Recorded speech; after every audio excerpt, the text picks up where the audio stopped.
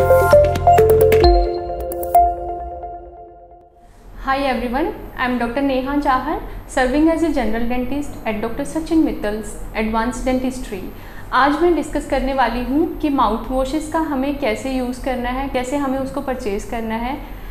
तो मार्केट में तरह तरह के माउथ वॉशेस अवेलेबल होते हैं। सबसे कॉमन मिस्टेक हम क्या करते हैं, एडवर्टीज़मेंट के अकॉर्डिंग, फ्लेवर के अकॉर्डिंग या कलर के अकॉर्डिंग हम माउथ वॉशेस को परचेज़ कर लेते हैं, जो कि सही नहीं है। आपको अपनी कंडीशन की, जो माउथ की कंडीशन के अकॉर्डिंग या फिर अपने डेंटिस्ट की सलाह पे ही माउथ वॉशेस का यूज़ करना होता है।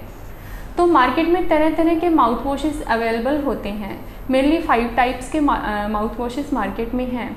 सबसे पहले थेराप्यूटिक माउथ वॉशेस होता है, टीथ वाइटनिंग माउथ वॉशेस होता है, कॉस्मेटिक माउथ वॉश होता है, एंटीसेप्टिक माउथ वॉश होता है, नेचुरल माउथ वॉशेस होते हैं। तो सबसे पहले मैं बता देती हूँ कि आज मैं माउथ वॉश के इंग्रेडिएंट के बारे में डिस्कस करूँगी। तो आप जिससे बेनिफिट क्या होगा कि आप अपने माउथ की कंडीशन के अकॉर्डिंग मार्केट से फिर उसको परचेज़ कर सकते हैं।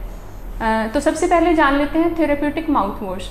थेरेप्यूटिक माउथ वॉश के अंदर जो मेन इंग्रेडिएंट रहता है वो होता है फ्लोराइड। फ्लोराइड एंटीबैक्टीरियल एक्शन करने में हेल्प करता है, ये डेंटल डिके होने से प्रिवेंट करता है। तो इसका हमें एक्सेसिवली यूज़ नहीं करना है, वीक में 2 या 3 बार हम इसको यूज़ कर सकते हैं। क्योंकि जो हम वाटर का इनटेक करते हैं उसमें भी ऑलरेडी फ्लोराइड प्रेजेंट होता है। जो हम टूथपेस्ट यूज़ करते हैं उसमें भी फ्लोराइड यूज़ होता है। अगर हम इस माउथ वॉश का एक्सेसिवली यूज़ करते हैं तो इससे डेंटल फ्लोरोसिस होने के चांसेस बने रहते हैं। अब सेकेंड आता है टीथ वाइटनिंग माउथ वॉश।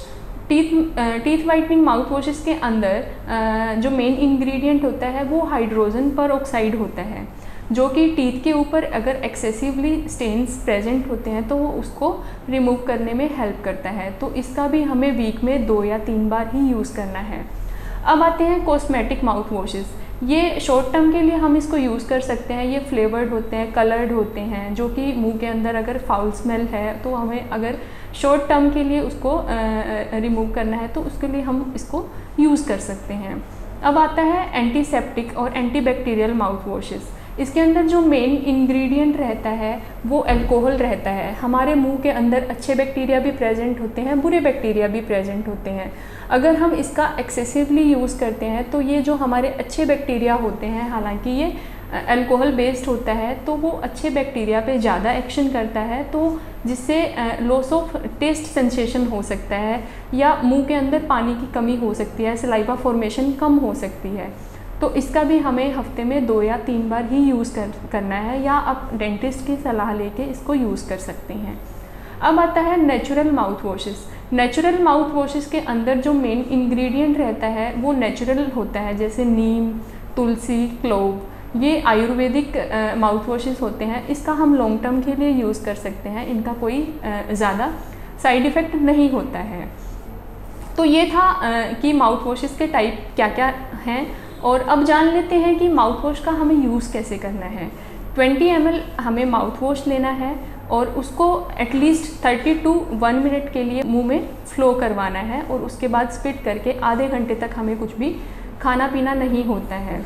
अब काफ़ी सारे पेशेंट्स आते हैं मेरे पास, बोलते हैं कि माउथ वॉश को हम डायरेक्ट यूज़ कर सकते हैं या हमें पानी के साथ उसको डाइल्यूट करके यूज़ करना होता है। तो दोनों ही तरीके सही हैं। अगर आपको टेस्ट सेंसेशन अगर ज़्यादा है, अगर आपको लगता है कि आप माउथ वॉश का टेस्ट बेयर नहीं कर सकते हैं, तो आप उसको डाइल्यूट करके भी यूज़ कर सकते हैं या आप उसको डायरेक्ट भी यूज़ कर सकते हैं। दोनों ही मेथड सही रहते हैं। अगर इसके रिगार्डिंग कोई भी डाउट है, कोई भी क्वेरीज है, तो आप नीचे कमेंट सेक्शन में पूछ सकते हैं। Thank you so much.